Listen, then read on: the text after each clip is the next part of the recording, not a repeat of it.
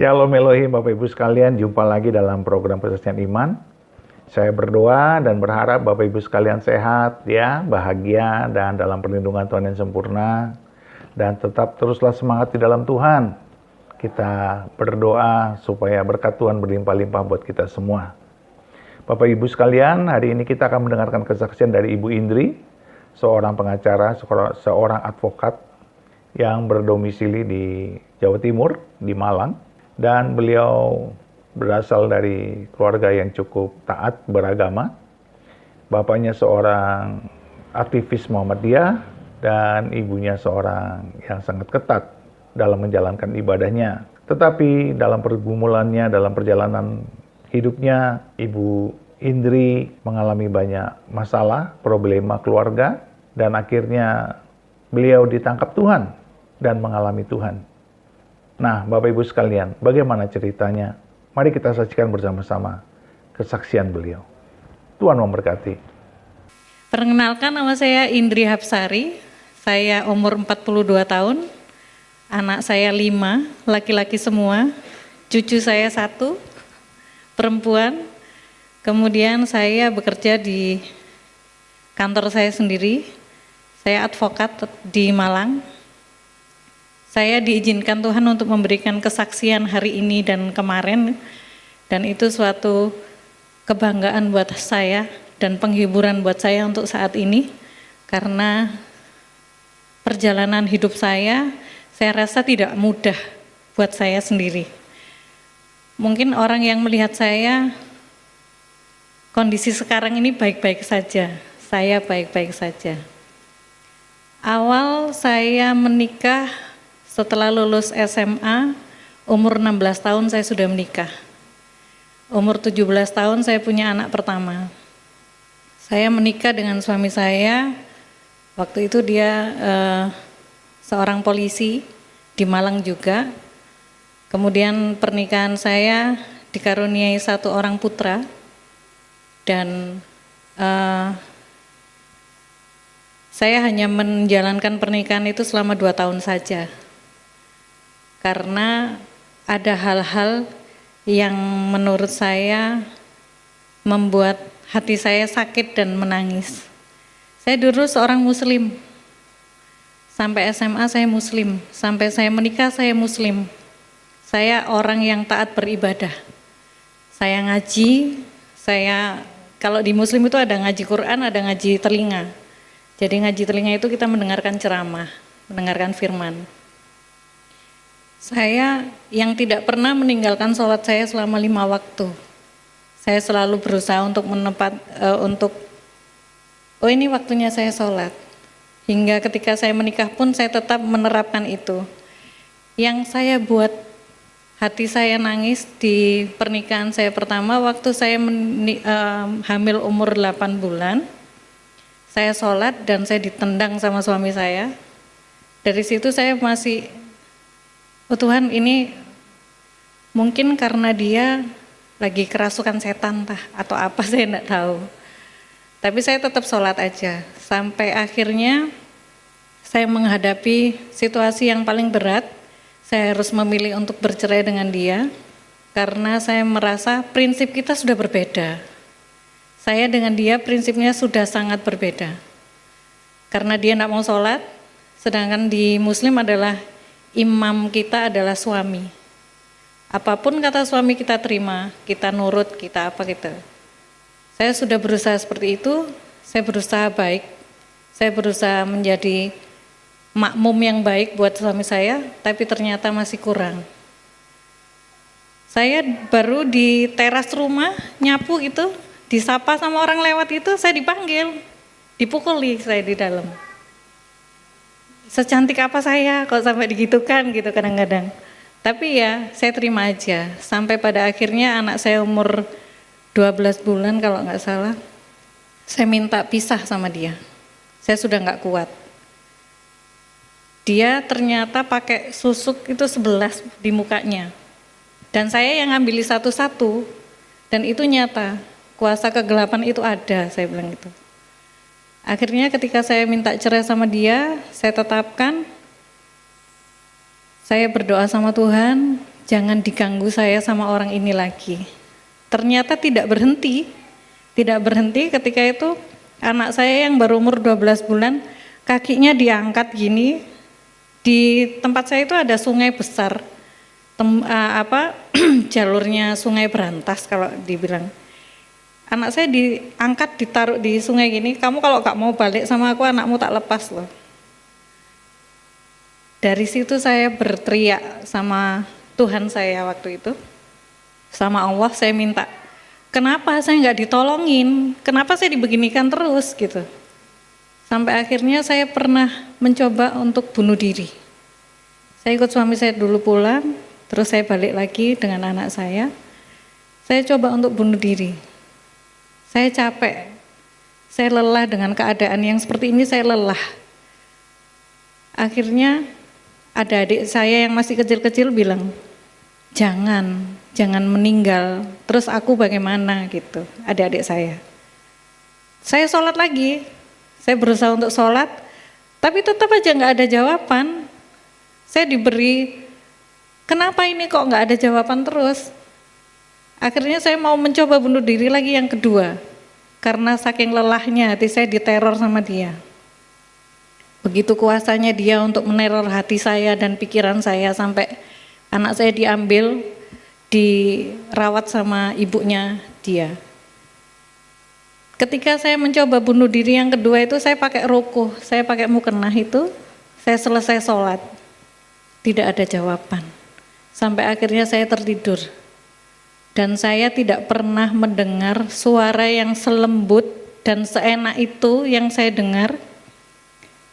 Cuman bilang gini aja, datanglah kepadaku karena aku adalah jalan yang benar. Saya cuman bangun terus, ini suaranya siapa tadi ya gitu. Saya nggak tahu itu suara siapa, saya nggak kepikiran sama Tuhan Yesus, saya nggak kepikiran.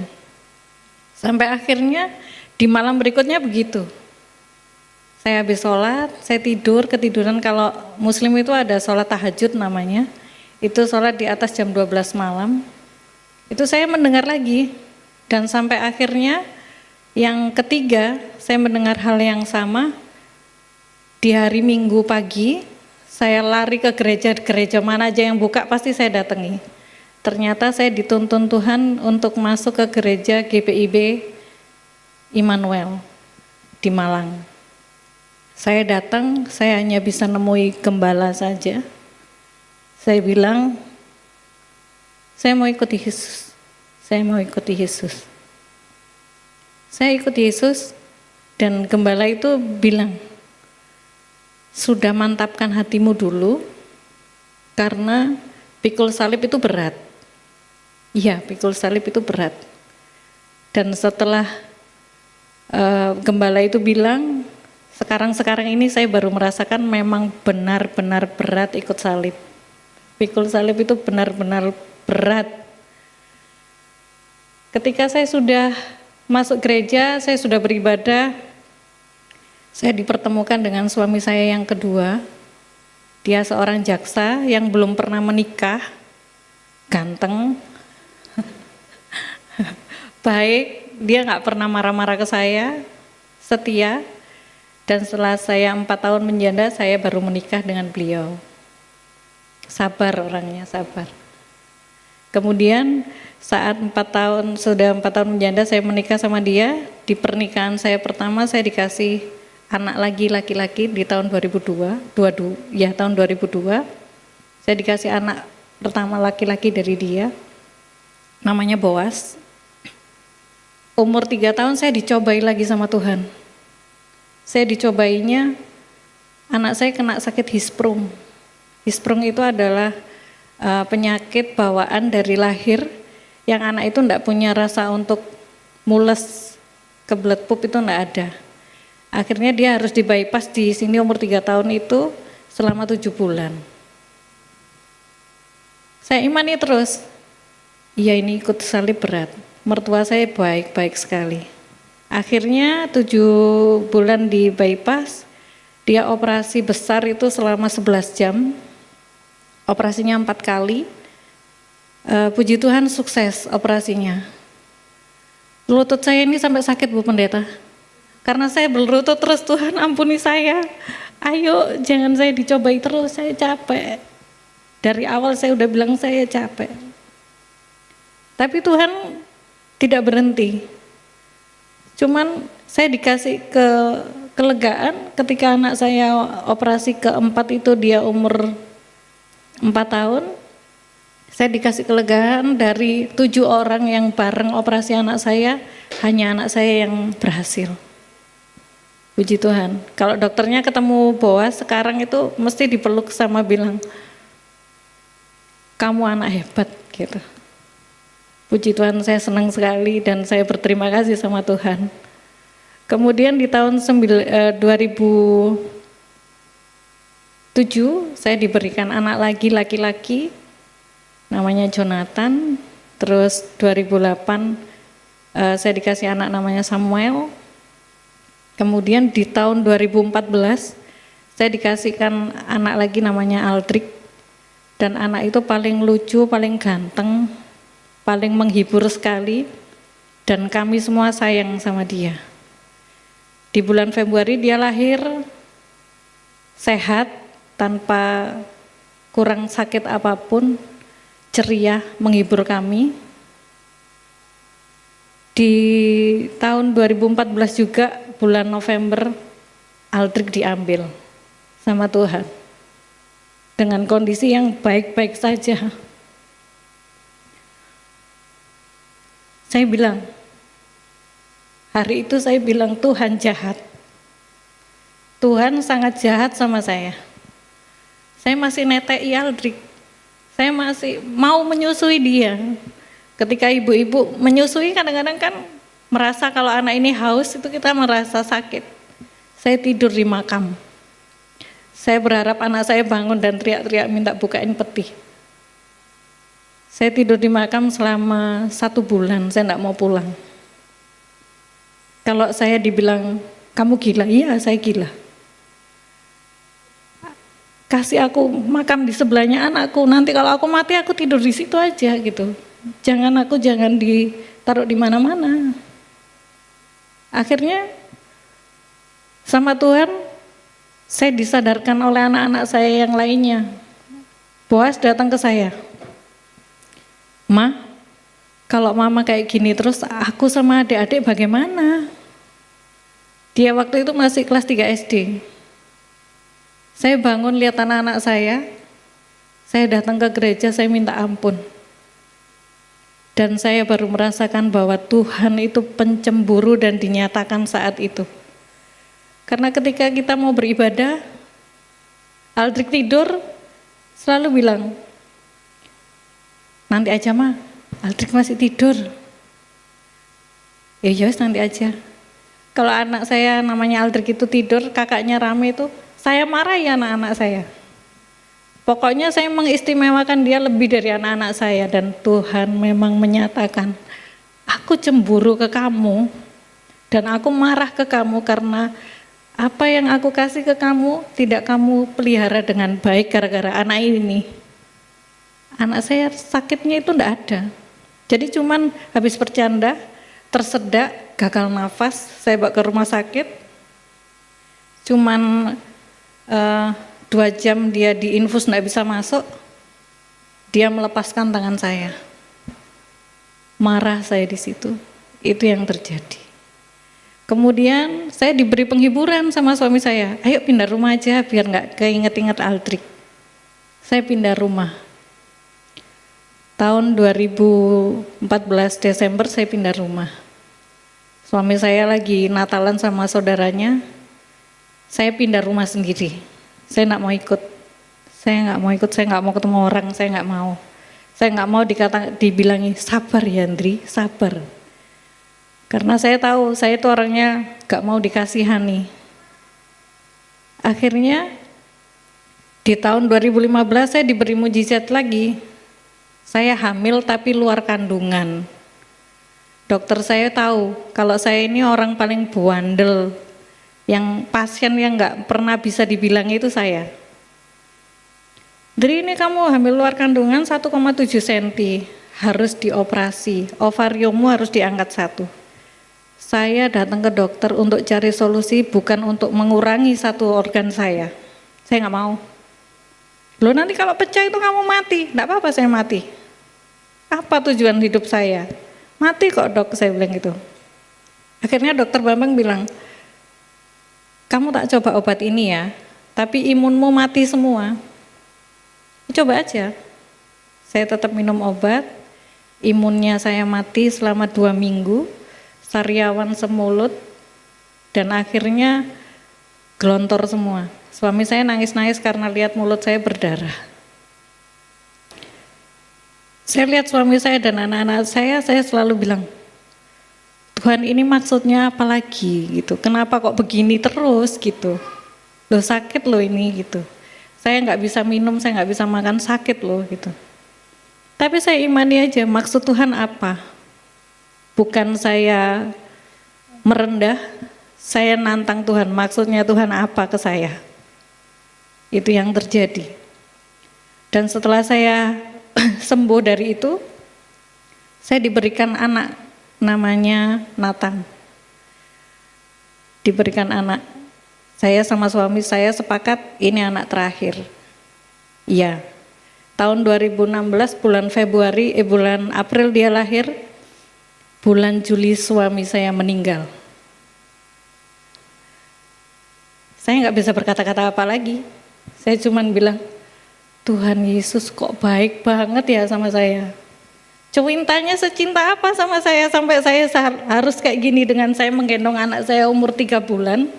Saya harus menyaksikan suami saya meninggal. Dan anak-anak saya masih kecil-kecil. Yang nomor 1 baru SMA. Yang nomor 2 baru SD, masih SD kelas 6 kalau nggak salah. Yang kecil-kecil kelas 1 sama kelas 2. Ini saya gendong terus saya ngapain? Saya berbuat apa dengan usia saya yang 35 tahun menjanda ini? Terus saya harus bekerja apa? Saya bilang gitu. Akhirnya di tahun 2016 saya terpuruk, 2017 saya terpuruk. Tapi saya tetap berusaha dan meyakinkan diri saya bahwa ada maksud Tuhan yang baik buat saya. Dan tahun 2018 saya mulai beraktivitas di advokat lagi, saya menjadi pengacara. Berjalan kehidupan saya dengan baik-baik saja. Tahun 2019 saya sidang MK di Jakarta, saya meninggalkan anak saya 3 bulan. Waktu itu transisi dari kelulusan SD ke SMP anak saya yang nomor 3. Anak saya digondol sama anak pang. Anak saya dibawa sama anak pang dan anak saya sudah bisa minum minuman keras, bisa merokok, bisa ngapa-ngapain. Di sini kaki saya itu enggak bisa jalan. Saya bilang, Tuhan, saya bekerja buat anak-anak saya.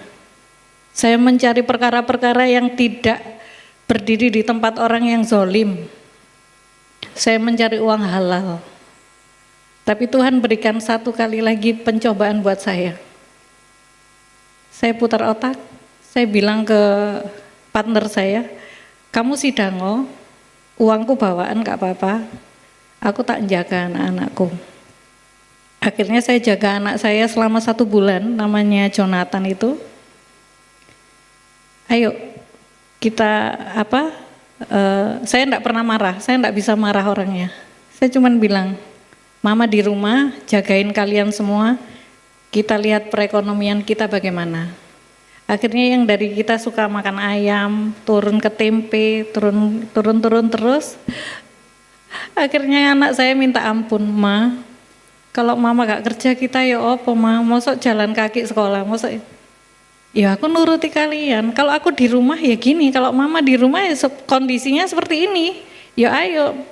Adik jadi minum susu 1 saset sehari, padahal 1 kilo adiknya kadang-kadang 1 minggu. Ya gara-gara Dimas, gara-gara Jonathan berarti mah, kalau korbannya jadi kakak-kakak sama adik-adik. Mama nggak mau menjudge kamu bahwa ini kamu yang salah gitu. Ini ya mungkin salah Mama, jadi Mama ya harus mau gitu. Akhirnya anak saya minta ampun dan sekarang menjadi anak yang diberkati Tuhan. Dia selalu datang gereja dan pelayanan. Kalah saya sama anak saya. Tapi ya itu, kebaikan Tuhan tidak selesai buat saya. 1 bulan yang lalu, saya periksa di Dokter Bambang lagi karena ada kelainan datang bulan saya yang tidak lancar. Dokter Bambang menyarankan saya, biopsi ya Andri. Gitu. Biopsi itu buat apa dok? Biar tahu kamu punya kanker apa tumor. Wes, apalagi dok? Gitu. Dokter Bambang itu dokter yang paling teliti di Malang, SPOG. Akhirnya saya datang, saya biopsi, saya dikasih kabar, Andri, kanker serviks stadium 2. Tuhan, saya bilang, saya bekerja buat anak saya sendiri nih, sudahan. Ampuni saya gitu. Apalagi yang harus saya terima sekarang? Saya datang ke anak-anak saya bilang, mama kanker. Anak saya cuman bilang, Tuhan pasti bantu kita kok ma, kita nggak pernah sendirian. Saya bilang ke anak saya, boleh mama bilang Tuhan jahat? Gak boleh. Gak boleh. Tuhan itu baik gitu. Mama nantilah pasti dikasih tahu sama anak saya yang nomor 2 itu, bilang, mama nantilah dikasih tahu orang-orang yang baik itu mana, orang-orang yang jahat itu mana di saat mama sakit gitu. Dan nyata-nyata terbukti. Gak banyak orang yang tahu saya sakit, tapi sahabat-sahabat saya yang selalu di samping saya pergi sendiri-sendiri. Orang-orang yang dulunya gak saya peduliin datang dengan membawa obat yang saya gak nyangka-nyangka, sulit nyarinya itu, mereka datang. Saya dipertemukan dengan Bu Siana dan akhirnya bisa bersaksi di sini, ketemu Bu Eli. Saya juga gak menyangka-nyangka. Tapi dalam setiap doa saya bilang Tuhan itu baik. Apapun yang terjadi sama saya, Tuhan itu baik. Setiap malam saya berdoa sama Tuhan, Tuhan beri kesempatan saya untuk saya membuktikan bahwa Tuhan benar-benar baik di hidup saya. Dan Tuhan selalu menjawab dengan ayat-ayat yang saya baca. Saya nggak pernah namanya baca ayat Rut itu, saya nggak pernah. Tapi saya dikasihkan ayat Rut. Ayat Rut yang bilang bahwa imanmu itu yang menguatkanmu gitu. Iya Tuhan, imanku yang menguatkanku. Karena ibu saya masih muslim dan bapak saya masih muslim, ada orang yang datang ke saya, Mbak Indri, itu penyakitnya sampean itu gara-gara masih ada ganjalan orang tua sampean ke sampean gitu. Oke, saya harus ngapain? Minta maaf ke orang tua sampean dan bilang ke orang tua sampean, apapun permintaan terbesarnya ibu bapak saya turuti. Karena saya pengacara, otak saya pengacara udah bergerak. Pasti yang diminta bapak ibu saya balik ke muslim, pasti. Dan saya nyatakan ketika saya datang ke bapak ibu, saya minta maaf kalau saya ada salah. Apa permintaan ibu sama bapak terbesar? Kamu balik ke muslim. Saya sambil menangis ke bapak ibu, saya bilang, saya bukan melupakan di mana saya dilahirkan. Tapi saya sudah sangat mencintai Yesus, jadi saya nggak bisa kembali ke bapak ibu. Ampuni saya. Ya hanya karena bapak saya orang Muhammadiyah, yang beliau bilang, ya kamu nanya permintaanku, ya itu. Bapak nggak bisa ngasih toleransi ke saya. Saya diceramai sama bapak saya. Kalau anaknya bapak ini bikin dosa, bapak itu enggak bisa masuk surga. Saya bilang ke bapak kan juga orang pengadilan ya pak? Ya. Kalau orang pengadilan itu biasanya maling ayam itu anaknya, opo sing di penjara bapaknya, saya bilang gitu. Yo anaknya gitu. Lah iya, lah sekarang hukum Tuhan sama hukum manusia kok adilan hukum manusia, saya bilang gitu. Kita ngomong logika aja sebagai orang hukum yang mengerti gitu. Ya sulit kalau ngomong sama kamu. Ibaratnya bapak sudah mencintai ibu, tiba-tiba bapak tak suruh cerai itu gimana pak, saya bilang gitu. Ya gak bisa, itu kan hatiku. Sama, saya juga mencintai Yesus lebih dari apapun pak, saya bilang gitu. Karena setelah suami saya nggak ada, Yesus yang ada buat saya. Saya bukan pengacara yang menghadapi masalah yang enteng-enteng. Saya pernah kok waktu sidang saya menanyain saksi, punggung saya seperti disetrika, pernah kok. Teman saya sampai nggak bisa bicara, pernah kok. Kita datang ke pengadilan tiba-tiba kecelakaan, sering kok, saya bilang gitu. Hal-hal yang kayak gitu, kita mau nggak percaya kuasa gelap ya nggak bisa. Itu terjadi dan ada gitu. Tapi apa Bapak mengerti? Apa Bapak yang nolong saya gitu? Enggak, yang nolong saya Yesus. Saya tetap berjalan ke pengadilan dan saya bilang, saya selesaikan tanggung jawab saya. Saya bersidang dengan lancar walaupun mobil saya keadaan nggak karu-karuan. Hal-hal yang kayak gitu yang saya imani bahwa Tuhan itu baik. Tuhan itu suami saya. Setelah suami saya nggak ada, anak saya dipelihara. Saya bekerja buat anak saya sendiri. Dan puji Tuhan anak saya sekarang gak ada yang nakal-nakal, gak ada yang bagaimana-bagaimana. Selalu menguatkan saya. Tahu saya sakit, saya bilang ke anak saya, jangan pernah anggap mama sakit. Aku gak mau sakit gitu. Mama ini sehat. Ketika saya tidur, buka pintu pelan-pelan, ada yang pegang batuk, ada yang pegang ini. Mama butuh minum gitu. Ya ampun kak, mama iso jalan loh, enggak apa-apa gitu. Ya gak apa-apa gitu. Mama headnya gimana headnya? Enggak apa-apa, enggak head, enggak bagaimana gitu. Mama kerja masih kuat, kerja kuat. Karena mama enggak sakit. Ibaratnya orang jalan kesleo itu loh mama, bukan penyakit kanker yang mematikan. Terus mama maunya gimana? Mama maunya sehat. Dan mama butuh dukungan kalian untuk sehat. Jangan buat mama seperti orang yang sakit, yang gak bisa sembuh. Mama yakin dan percaya Tuhan kasih kesakitan dan Tuhan pasti kasih obat. Apa yang dulunya gak ada di badan mama pasti gak ada lagi nanti atas kuasa Tuhan Yesus. Saya sering ingetin ke menantu saya itu muslim, sama anak saya yang pertama muslim. Saya tidak pernah maksain mereka untuk pindah lagi ke agama saya, karena dari lahir dia sudah muslim. Oma, anak saya kalau panggil saya, gak kepin sahadat ah. Oh, kalau mau coba sahadat le, masih ping 100 ya tak baca, tapi hati saya tetap sama Yesus. Saya bilang gitu. Emang Oma pernah ketemu Yesus ah? Kok secinta itu sama Yesus? Saya tanya ke dia, kamu pernah ketemu Allah ah? Kok sampai secinta itu sama Allah sama Muhammad? Saya bilang. Anak saya cuman bilang gini, ya wis. Walaupun kita keluarga hukum, Oma tetap yang paling menang. Oma yang paling benar. Jadi anak-anak saya kuliahin hukum semua.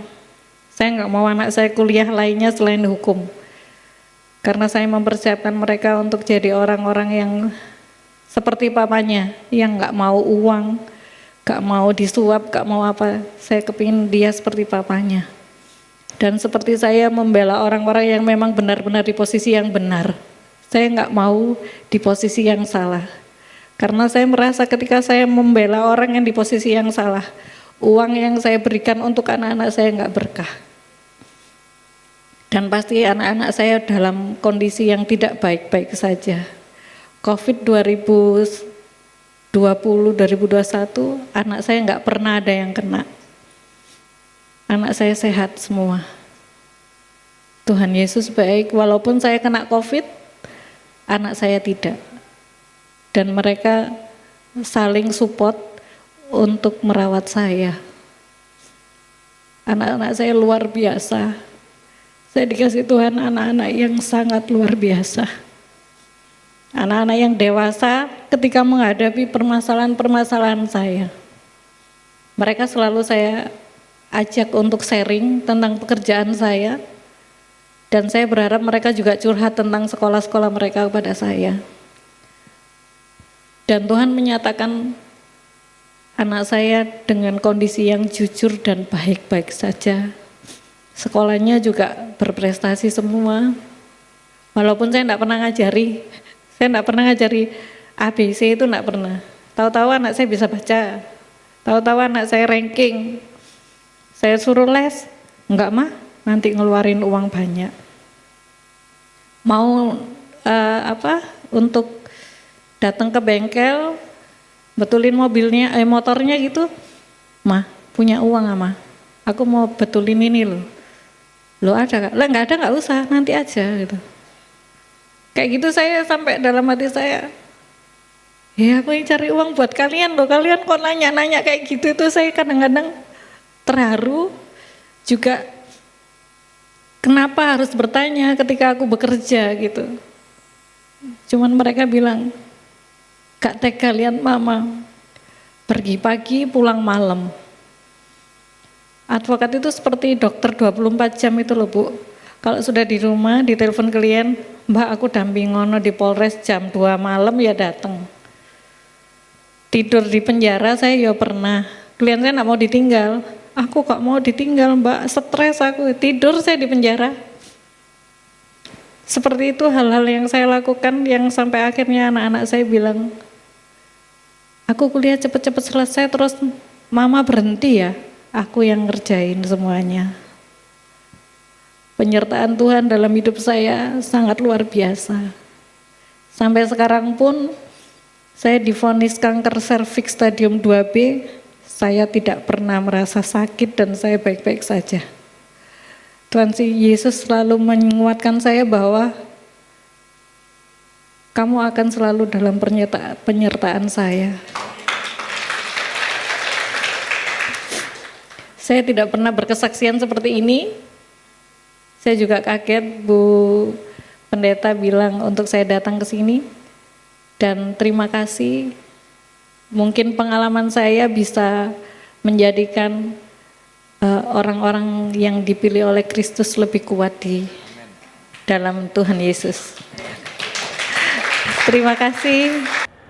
Puji Tuhan, puji Tuhan, puji Tuhan, kesaksian yang sungguh mengharukan ya. Kita melihat bagaimana perjuangan Ibu Indri setelah bertobat lahir baru, mengalami begitu banyak pencobaan, bahkan beliau dicobai dalam masalah anak-anak. Tetapi Tuhan tidak pernah tinggal diam, Tuhan tidak pernah melupakan, Tuhan tidak pernah membiarkan anak-anaknya jatuh dalam pencobaan. Dan Tuhan sungguh sangat mengasihi keluarga mereka semua.